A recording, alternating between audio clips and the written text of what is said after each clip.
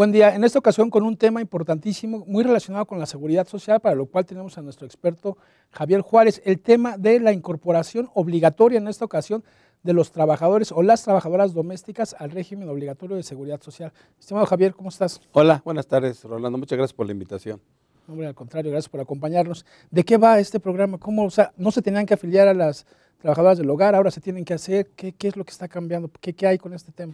Bueno, mira, tradicionalmente el artículo 12 de la Ley del Seguro Social establece que es obligatorio cualquier relación laboral que se tenga de un patrón hacia un trabajador, tiene la obligación de darlos de alta.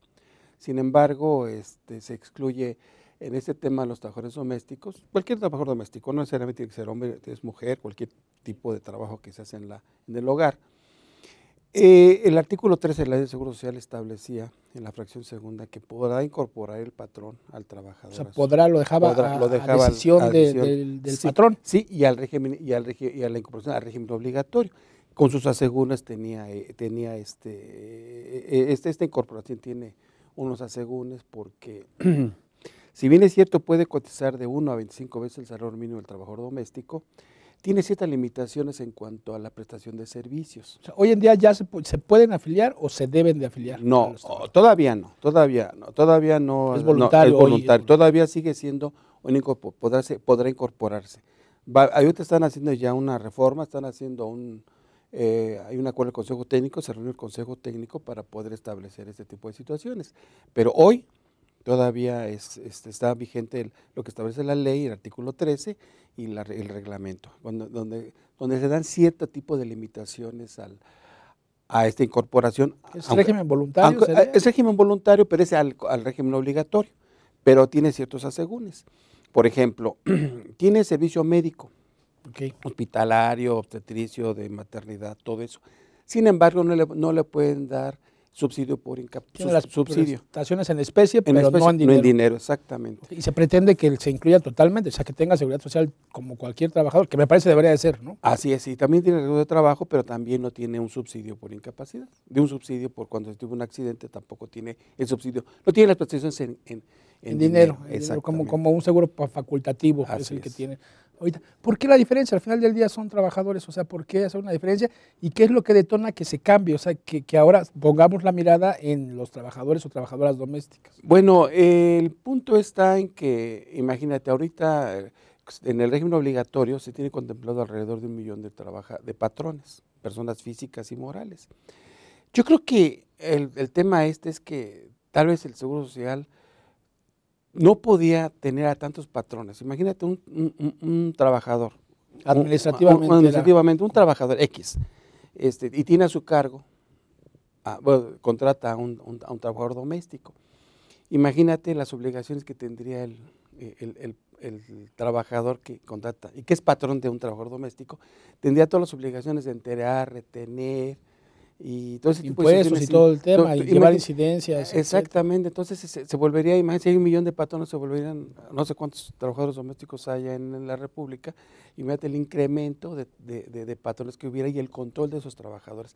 Yo creo que ese artículo 13 se enfocó a que tal vez el trabajo que tuviera el Seguro Social o los mismos patrones o sea, no recargarle tanto la mano administrativamente y administrar millones de patrones. ¿Pero qué conllevó con ello? ¿Qué ello conlleva? Pues que finalmente todos los trabajadores domésticos pues no tienen la seguridad social que todo trabajador debe tener. Exactamente, es discriminación. Totalmente. Y es lo que se señaló la Corte, ¿no? Yo creo que hay 3 temas, que es la discriminación, los derechos humanos y todos los derechos que están y sobre todo la discriminación. Creo que ese es el punto medular de el cambio que se pretende. Se pretende eliminar el artículo 13 y llevarlo al artículo 12. Ahora, tiene que tener ciertas reglas, porque no nada más es decir, ya te cambio como cualquier patrón. Imagínate que, pues todo el mundo, si de por sí hay muchos trabajadores en el régimen obligatorio que no están dados de alta, porque por toda las cargas administrativa, económica que conlleva todo ello, hay muchos trabajadores. Yo creo que la mayoría de los trabajadores, a la mitad, el 100% de trabajadores formales hay de informales. Sí, sí, sí. Y entonces, hablando del régimen obligatorio, ahora imagínate los trabajadores domésticos, que también son patrones de acuerdo O a la sea, ley del están trabajo. los que deberían de estar y no están porque alguien no los quiere meter, porque decide no hacerlo, y los que la propia ley dice, esos son si quieres meterlos, los metes, y si no, no, que ese es lo que se está corrigiendo. Ahora, si eres un trabajador, inclusive doméstico, ¿no? Con este tipo de patrón sui generis, vas a tener la obligación de proporcionarle seguridad social. Y el costo, Javier, o sea, yo tengo a alguien que me ayude en casa, esto me va a costar, o sea, pagar las cuotas de seguridad me va a costar, ¿va a ser deducible para mí? O sea, ese gasto, no habría simetría fiscal de otra forma, ¿no? Yo creo que la idea es que se hagan deducibles dentro de los gastos del patrón. Debería ser. Debería de ser, así, debería de establecerse también, no nada más el decreto que establece el acuerdo de consejo técnico o el cambio de la ley que se pueda hacer, sino también debería de enfocarse el SAT. Bueno, la Secretaría de Hacienda debería de establecer, y el Congreso deberían de aprobar que estas cuotas patronales pagadas por el patrón sean deducibles. Pero es un costo real. Claro, y la mayoría de los patrones que ahora se van a convertir en patrones con obligaciones, tributan en sueldos y salarios, ¿no? O sea, somos empleados en este caso. La mayoría de los y las deducciones son mínimas. Y ahora, si tengo que hacer un gasto de tipo fiscal, lo que se esperaría es que se pueda deducir, ¿no? En teoría eso debería de ser lo correcto, pero bueno, hay que esperar para que haya una simetría. Pero bueno, en principio lo que se pretende es que haya una justicia social.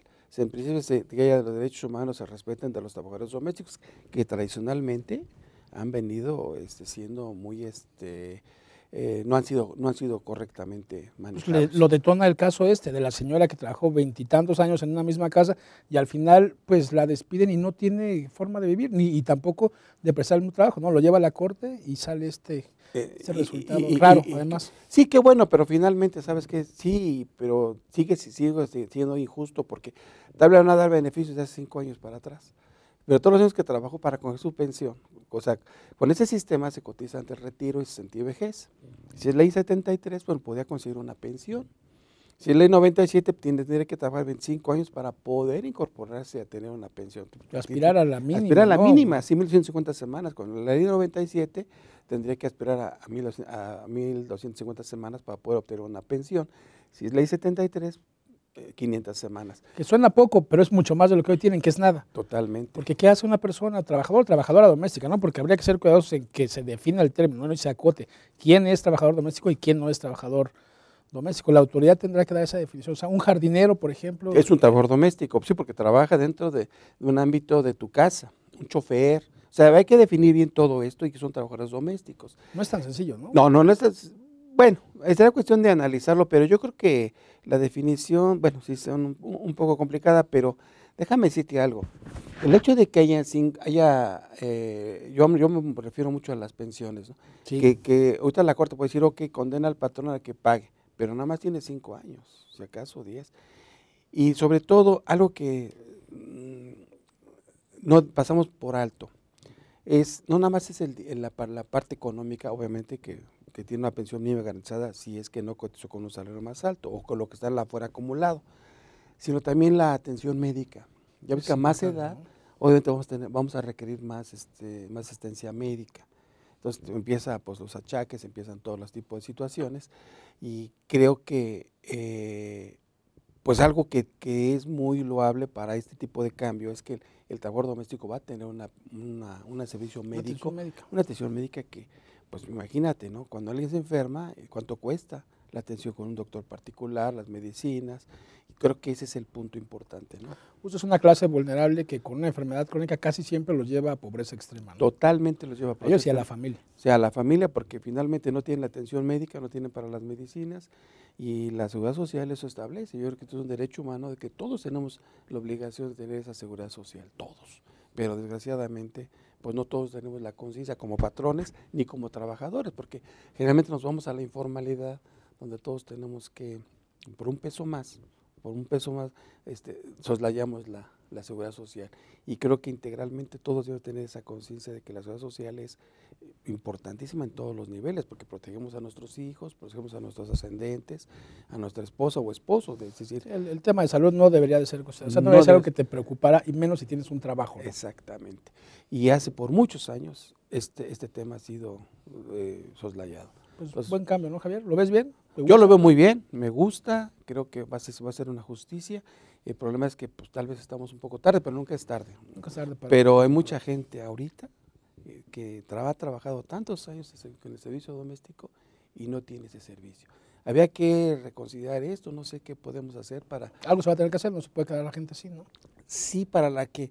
Hoy es un parteaguas, hoy iniciamos esto, pero la pasada, ¿qué vamos a hacer con esa gente que ya está en edad de retirarse, que ya tiene enfermedades crónicas y ese tipo de cosas? ¿Cómo las podemos atender? Pues interesante tema y urgente.